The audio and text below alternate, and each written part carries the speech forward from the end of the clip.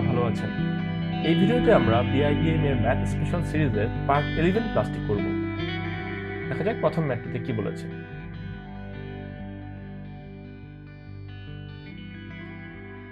প্রথম ম্যাথটিতে বলেছে, পূর্বেই এই ধরনের ম্যাথ আমরা সলভ করেছি। এখানে বলা হয়েছে যে 8x divided by 2x minus 1 plus 9x divided by 2x minus 1 equal to 7 divided by x plus 1.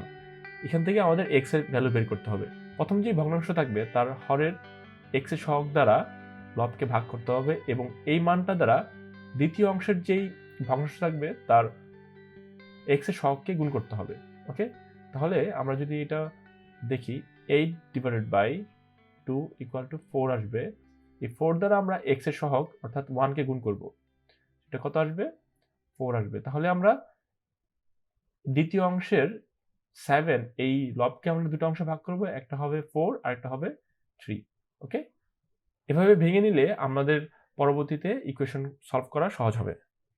8 divided by 2x minus 1 plus 9 divided by 3x minus 1 equal to 7। তো আমরা 7 কে দুটো অংশ ভাগ করে ফেলি, একটা হচ্ছে 4 আর একটা হচ্ছে 3 divided by x plus 1 plus 3x plus 1 বা 8 divided by 2x minus 1, এই পাশে 4 কে এই পাশে নিয়ে এসে পড়ি, তাহলে মাইনাস হয়ে যাবে 4 divided by x plus 1 equal to 3 divided by x plus 1 minus 9 divided by 3x minus 1। ওকে, এখন জাস্ট আমরা নর্মাল যে সমাধান করার পদ্ধতি সেটাই করব, লসাগু করব। লসাগু করলে আসে 2x minus 1 into x plus 1 ভাগ করলে আসবে 8 into x plus 1 minus 4 into 2x minus 1 equal to x plus 1 into 3x minus 1 ভাগ করলে আসবে 3 into 3x minus 1 minus 9 into x plus 1 বা জাস্ট এখন গুণ করব 2x minus 1 x plus 1 8x plus 8 minus 8x plus 4 equal to x plus 1 3x minus 1 9x minus 3 minus 9x minus 9 বা এটা আসবে হচ্ছে 2x minus 1। এখান থেকে আমরা এই x plus 1 x plus 1 কাটা দিতে পারি, 8x আর 8x কাটা দিতে পারি, 9x 9x কাটা দিতে পারি। যেটা আসবে উপরে আসবে হচ্ছে 12 equal to এখানে minus 12 আসছে 3x minus 1। আমরা 12 কে 12 দ্বারা ভাগ করলে 1 পাবো, এটা এখানে minus 1 পাবো। বা গুণ করে দিলে আসবে minus 2x minus 1 equal to 3x minus 1 বা minus 2x plus 1 equal to 3x minus 1। এটা এই পাশে যদি আনি 2x minus 3x equal to minus 1, সুতরাং দুই পাশেই minus 1, এটা আসবে minus 5x equal to minus 2x, সুতরাং x equal to 2/5, এটা answer.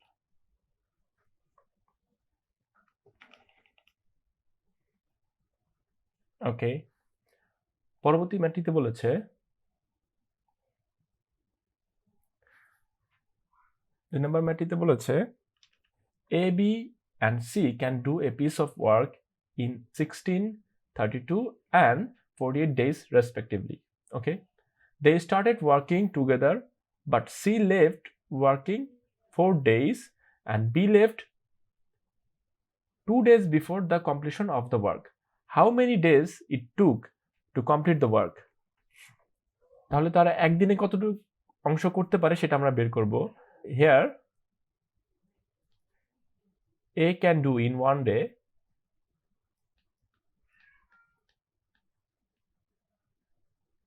equal to 1/16 parts. B can do in one day 1/32 parts, কারণ 32 ডেতে করে এক অংশ, তাহলে একদিনে কত অংশ করে 1/32 parts. C can do in one day 1/48 parts. Let the work will be completed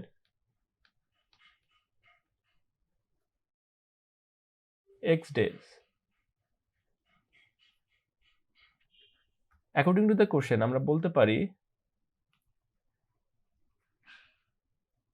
X দিন A কাজ করে plus C left after 4 days, তাহলে একদিনে করে 1/32 parts, 4 দিনে করে এত অংশ, প্লাস B হচ্ছে কাজ শেষ হওয়ার 2 দিন আগে চলে যায়, তাহলে কাজ শেষ হয় X দিনে আর 2 দিন আগে, মানে হচ্ছে 2 দিন কম, ওকে, এত অংশ ইকুয়াল টু টোটাল পার্ট। এটা নিয়ম হচ্ছে A কাজ করলো একদিনে এবং সে যেহেতু X দিন কাজ করছে তাহলে X দিয়ে গুণ করে দিলাম, তাহলে তার পার্টটা পেয়ে গেলাম। C হচ্ছে C 4 দিন কাজ করে, সুতরাং 1/32 হচ্ছে C এর একদিনের অংশ ইন্টু 4 দিন, 4 দিনে কতটুকু করতে পারে সেটা বের করলাম। আর B যেহেতু কাজ শেষ হওয়ার 2 দিন পূর্বে চলে যায়, তাহলে টোটাল কাজ শেষ হতে সময় লাগে X দিন, তাহলে সেখান থেকে আমরা 2 দিন বাদ দিয়ে দিলাম, তাহলে সে এতদিন কাজ করবে, তার একদিনে যতটুকু করতে পারবে ইন্টু তার মোট কাজের সময় বা দিন গুণ করে দিলে কিন্তু তার পরিমাণটা পেয়ে যাব, তার কাজের পরিমাণটা পেয়ে যাব, ওকে। টোটাল এই সবগুলো কাজের যোগফল কিন্তু 1। এখন আমরা এখান থেকে X এর পরিমাণ বের করে ফেলবো। লসাগু কত আসবে? 16, 32, 48 কে আমরা যদি 16 দিয়ে ভাগ করি তাহলে আসবে 1, 2, 3, 6 আর 16, 16কে 6 দিয়ে গুণ করলে 36 এর 6, হাতে থেকে 3, 6 96, 96 কে 16 দিয়ে ভাগ করলে আসবে 6, 6x প্লাস 32 দিয়ে ভাগ করলে আসবে 2 into 4 অর্থাৎ 8 প্লাস এখানে আসবে হচ্ছে 2 অর্থাৎ 2 into x minus 2 equal to 1. 6x plus 8 plus 2x minus 4 divided by 96 equal to 1, বা এটা আসবে হচ্ছে 8x plus 4 equal to 96, x equal to 96 minus 4 divided by 8, 92 divided by 8, এটা কত আসবে? 92 divided by 8, 1, 8, 1, 2, 1, 8 আসলো, এখানে 4 আসবে, 4/8, 11, 4/8 এত দিন কাজ করবে, এটাই आंसर।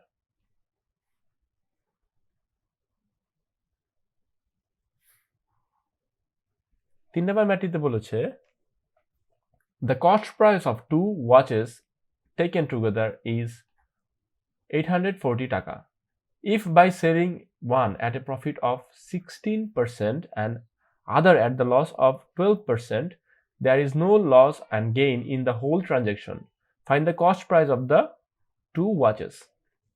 অর্থাৎ যেটা বলেছে যে একটি 16% প্রফিটে বিক্রি করলো এবং আরেকটা যদি 12% ক্ষতিতে বিক্রি করে, লসে বিক্রি করে, তাহলে কোনোটাতেই, তাহলে দেখা যাবে দিন শেষে কোনো ক্ষতি বা লাভ হবে না, ওকে, তার ইকুয়াল হবে। তাহলে আমরা কি করতে পারি? Let the of one watch equal to x টাকা, সুতরাং the price of other one equal to 840 minus x টাকা। According to the question, প্রথমটাতে যে লাভ হয় দ্বিতীয়টাতে সেই একই পরিমাণ ক্ষতি হয়, তাহলে দুটার পরিমাণ সমান। ওকে, সেখান থেকে আমরা লিখতে পারি যে x এর 16% ইকুয়াল টু বাকিটার যেই মান 840 মাইনাস x এর 12% সেম। ওকে, এখান থেকে আমরা একটা ঘড়ির মান বা দাম বের করতে পারি। তাহলে এটা কত আসবে?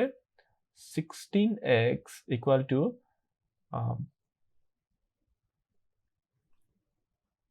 840 into 12 minus 12x। 12টা এই পাশে চলে আসলে 16x plus 12x equal to 840 into 12x, sorry 12, 28x equal to 840 into 12। সুতরাং x equal to 840 into 12 divided by 28। আমরা 840 কে যদি 28 দ্বারা ভাগ করি কত আসবে?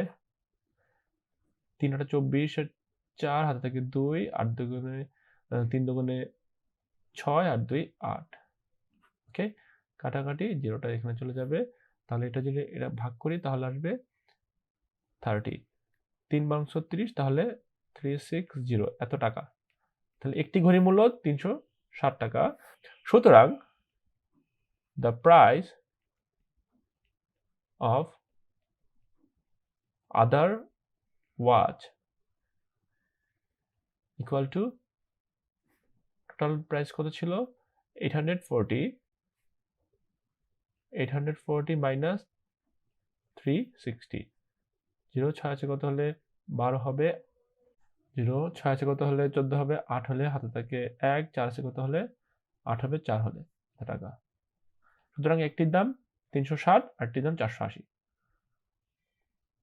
ওকে, 4 নম্বর ম্যাটটি দেখা যাক। The perimeter of a square field is equal to the perimeter of a rectangular field. The length of rectangle is thrice the width of it and the area is 768 square meter. How many square size tiles of 80 centimeters will be required to cover the square field? Okay, width যদি x হয় তাহলে length হবে 3x. According to the question, area equal to 3x into x বা 768 equal to 3x square. সুতরাং x square equal to 3 দ্বারা ভাগ করলে কত আসবে? 768 divided by 3, 2 6, 1 পাবো, এখানে 5 15 1 8 6, 256। সুতরাং x equal to 256 equal to 16 হবে। ওকে, x যদি 16 হয় সুতরাং the length of the field equal to হবে 3 into 16 equal to 48. Again, according to the question, যদি স্কয়ার ফিল্ডের একটি সাইডের দৈর্ঘ্য হয় a, তাহলে পরিসীমা হবে পেরিমিটার বা পরিসীমা হবে 4a ইকুয়াল টু, আর এই ক্ষেত্রে রেক্ট্যাঙ্গুলার যেই পরিসীমা সেটা হবে দৈর্ঘ্য 2 ইন্টু দৈর্ঘ্য প্লাস প্রস্থ। দৈর্ঘ্য হচ্ছে 48 আর প্রস্থ হচ্ছে 16। a ইকুয়াল টু, টোটালটা আমরা লিখে নেই, 2 ইন্টু যোগ করলে হয় 6, 8 যোগ করলে হয় 14, 4 হাতে থাকে 1, 5 আর 1 যোগ করলে 6 কে 4 দ্বারা ভাগ করব, 232। সুতরাং স্কোয়ার ফিল্ডের একটি সাইডের দৈর্ঘ্য হচ্ছে 32। এটা যদি স্কোয়ার হয় তাহলে এটা হবে a এবং এই মানটা হচ্ছে 32। ওকে, এখন আসা যাক স্কোয়ার ফিল্ডের ক্ষেত্রফল কত হবে। The area of the square field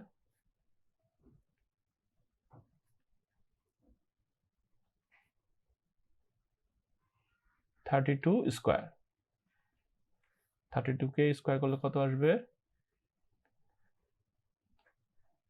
4669 42110। ওকে, তাহলে 1024 1024। ওকে,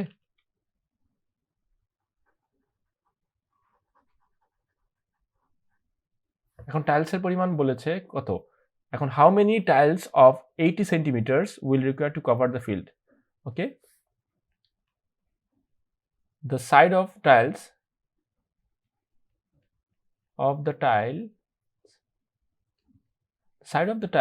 equal to 80 সেন্টিমিটার। একে যদি আমরা 100 দ্বারা ভাগ করি তাহলে এত মিটার পেয়ে যাই।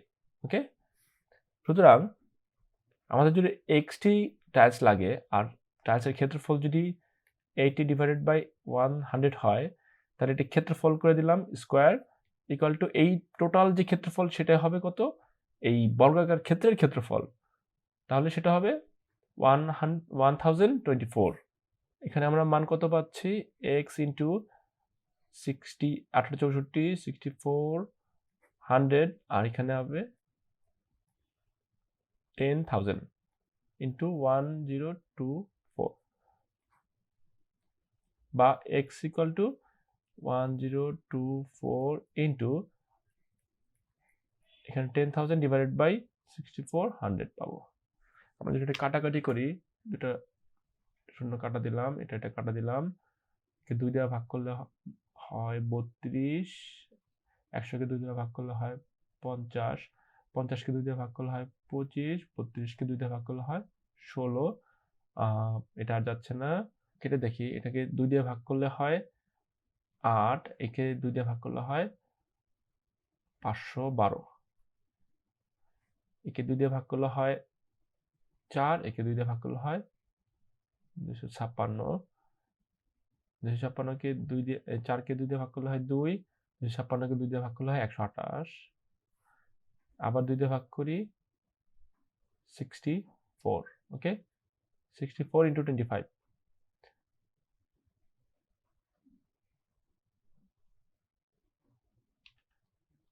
বা x ইকুয়াল টু এটা 64 ইন্টু 25 কত আসবে 64 ইন্টু 25 গুণ করলে আসবে 4 5 20 শূন্য হাতে থেকে 2 5 6 30 আর 2 32 4 দুগুণে 8 6 দুগুণে 12 শূন্য 10 শূন্য হাতে থেকে 1 4 6 আর 1